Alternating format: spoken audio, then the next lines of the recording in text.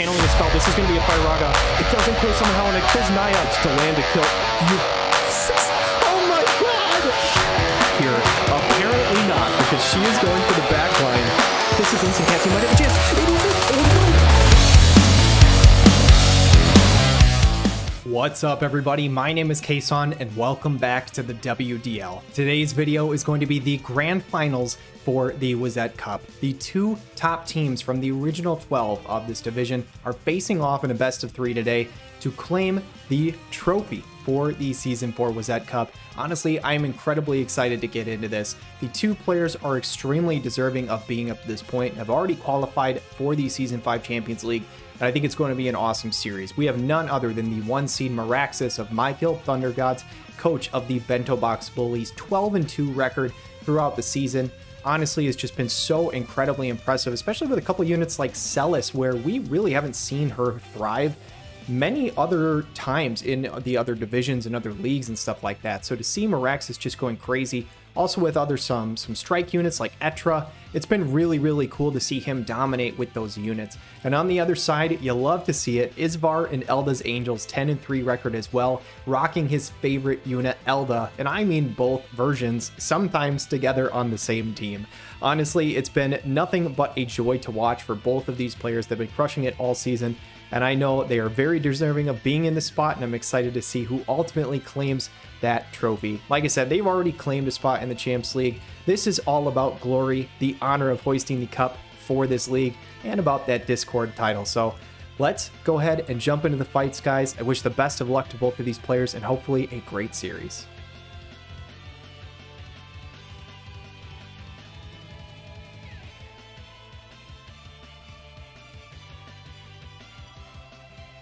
Starting off the Wezette Season 4 Finals. This is going to be a juicy one. We've got Meraxis on the right side with the Bento Box Bullies, and this is a team we've seen many times coming out from him, as there is a hasted Raphael on the field alongside Velis and Celis, which means an Oceanic Protection to boot.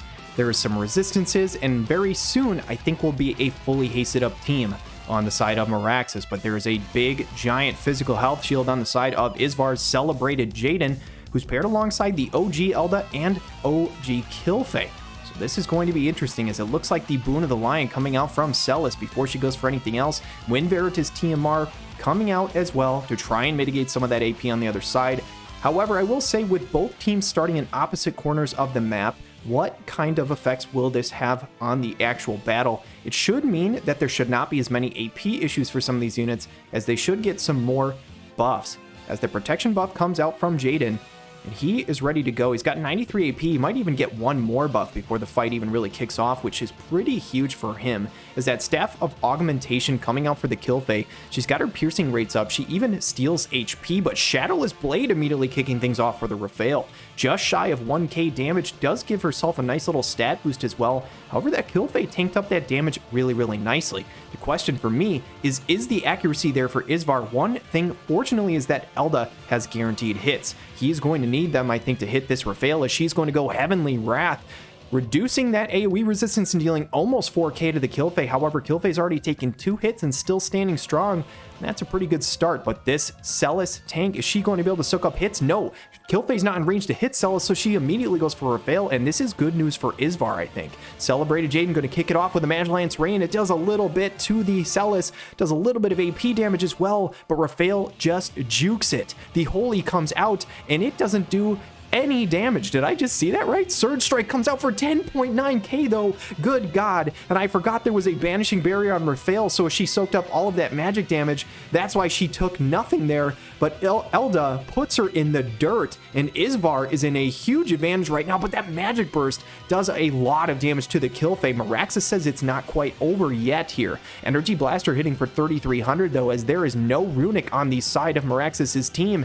Dance of the Stag King coming out from the Jaden, and this could be bad news bears for Meraxis already. 3,300 damage and reducing the AP to boot, dropping the pierce resistance.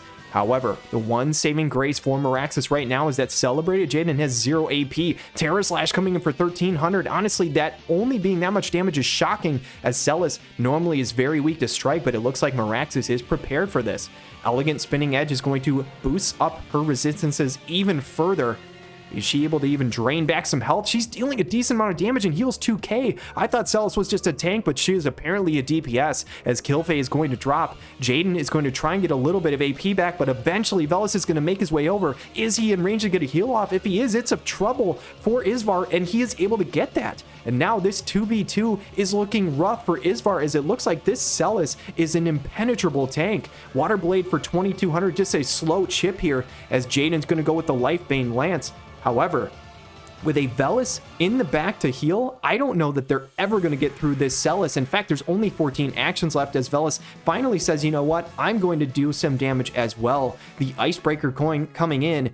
This is a guaranteed hit. Not that there's really an evasion anyway, but 7,400 onto the Jaden. He is going to drop, and the Bento Box bullies are bullying their way through match number 1 here, as the Pummel is going to do very, very little damage. Isvar might have taken out the DPS of Rafael right away in this fight, but it's not enough, as this Celis refuses to take any damage. The Sub-Zero for 3,300 almost kills the Elda, as he follows up with a standard attack. But the MVP of this fight, this Celis, is looking to try and finish it. No, she just has the standard attack. It's not enough to seal the deal, as Velis should, I think, be able to kill this Elda. I don't think he ever got his courage off, as the standard attack is going to pop him here. And game number 1 is going to go to the Bento Box bullies.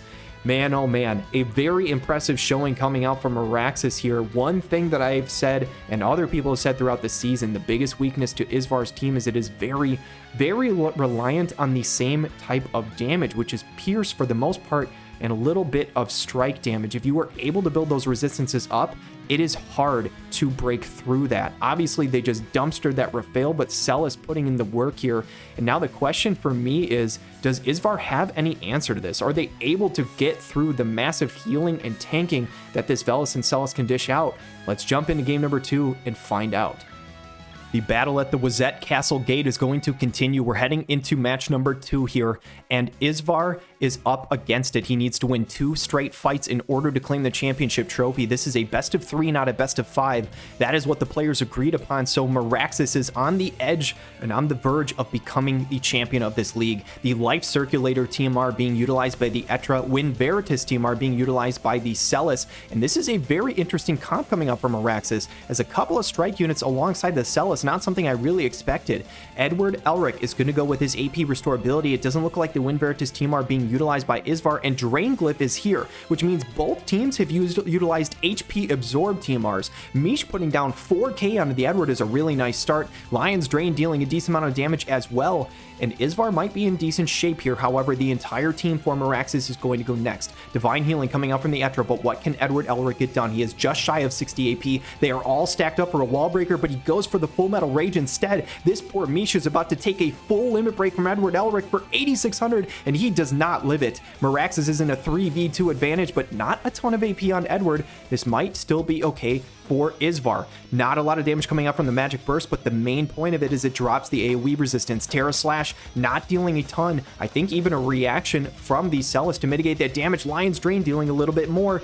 He doesn't need to actually heal HP, as he was still full, but what can this Etra do? The Arm Break comes out, and he lands the Disable. Etra coming in, the 40 cost unit might be the MVP of this fight, as it looks like this looked really good for Isvar, but now I'm not so sure. There's a huge amount of damage coming out from the Edward, and because of that Drain TMR that Meraxis used, he is now full HP, and with an Elda, King of the Lions, crippled at the moment, not able to do anything, Meraxis might be able to win this entire thing right here. The Limit Break comes out from the Cells. It's going to boost up her damage resistances. Terra Slash coming out from the Elda, and he can't even connect with the evasive Etra. This Etra is popping off here.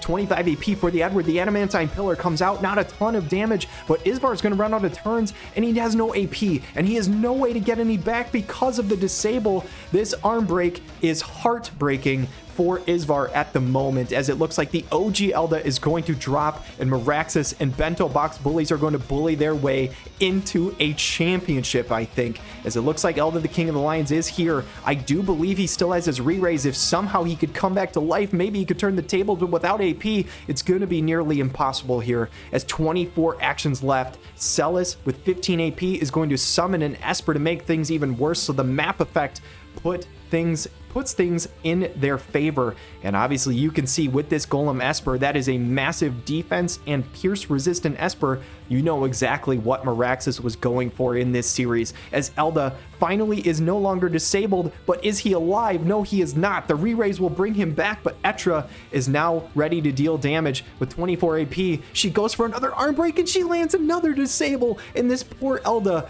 unfortunately in game 2 of the grand finals of the Wezette Cup, is unable to do a single thing. And this Etra is the MVP of this fight, absolutely dumpstering this really strong unit.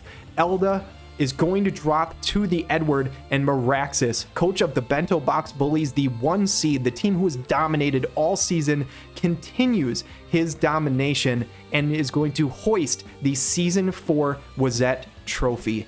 Massive congratulations to Meraxes, who's been crushing it all season. This is so incredibly well deserved. Huge congratulations to my guildmate and an absolutely beastly player in Meraxes. Absolutely amazing. Well, guys, after 12 weeks of battles, we officially have one team who has claimed the championship trophy for the Wezette League. It is none other than Meraxes, coach of Bento Box Bullies. A 14 win and 2 loss record through 16 games is honestly tremendous. He is very deserving of this. I am proud to say it that one of the Thunder Gods is hosting the trophy this season. It is really cool, honestly, to see how well he's done all season with some of these units. Like I said, that Velas Celis combo, that may seem obvious to some people, but honestly, we haven't seen it really do that well in the WDL before. So to see Meraxes just crush with it all season, and obviously put in work with that strike count too, it's been really awesome. The guy is really deserving of this first place trophy. This guy's always killing it in Friday night fights, so it is no surprise to me to see him crush it. But in his first season in the WDL to do this well, man, hats off. Obviously, a massive shout out to Isvar as well, who made it this far all the way into the finals, also claiming a spot in the Champions League. Very cool to see. These two players are absolutely amazing. And yeah, it's been an absolute blast coaching, or rather shoutcasting, this league all season long. Shout out to both of these players and to all other 12 who has honestly made it a really enjoyable experience. I think a lot of the series were really intense and really fun. And yeah, I have nothing but good things to say. So thank you everybody for tuning in to the Wezette League this season. We're going to have 3 more championships throughout the week, so it should be a heck of a lot of fun. But thank you guys so much for watching, and have a wonderful day.